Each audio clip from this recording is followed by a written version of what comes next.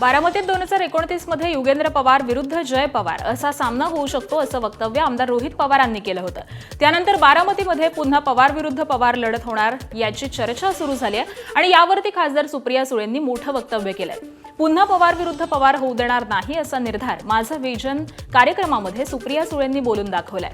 2029 मध्ये काय होईल, कसं होईल, आघाड्या कशा होतील हे माहिती नाही, त्यावेळेच बघू, परंतु मी कधीही पवार विरुद्ध पवार होऊ देणार नाही। वेळ पडली तर दुसरा निर्णय घेईन, पण मी परत हे होऊ देणार नाही असं सुप्रिया सुळे म्हणाले। राष्ट्रवादीच्या विलीनीकरणाचा सध्याचा स्टेटस नेमका काय आहे? नो स्टेटस म्हणजे म्हणजे विलीनीकरणाचा विषय हा दादाच्या मनातली इच्छा होती।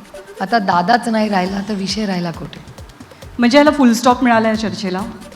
माझ्या मनात तर हो। याचं कारण असं की दादाची इच्छा होती आणि मी अनेक वर्ष दादाला नेता मानून काम केलेलं आहे आणि आमच्याकडे दादा हा माझा मोठा भाऊही होता आणि माझा नेताही होता आणि दादाला नेता आणि मोठा भाऊ या दोन्ही नात्यांनी सन्मान हा मी आयुष्यभर कालही दिला, आजही दिला आणि आयुष्यभर ते नातं राहील।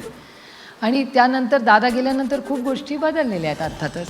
त्याच्यामुळे मला असं वाटतं ते दादाशी बोलणं होतं, ते गोड नातं तिथे संपलं आता। त्याच्यामुळे प्रत्येक जणांनी काय करायचं, आपल्या संघटनेत काय करायचं, हा प्रत्येकाला एका सशक्त लोकशाहीमध्ये अधिकार आहे आणि ते प्रत्येकाने आपापलं काम करावं आणि चांगल्या पद्धतीने महाराष्ट्रात करावं एवढीच अपेक्षा।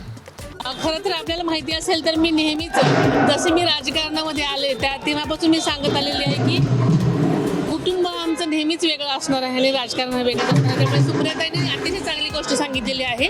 त्यामुळे त्यांनी आता निश्चय केला की पवार विरुद्ध पवार निवडणूक होऊच देणार नाही आणि मी पण स्वतः पवारांच्या विरुद्ध लढणार नाही कोणत्याच।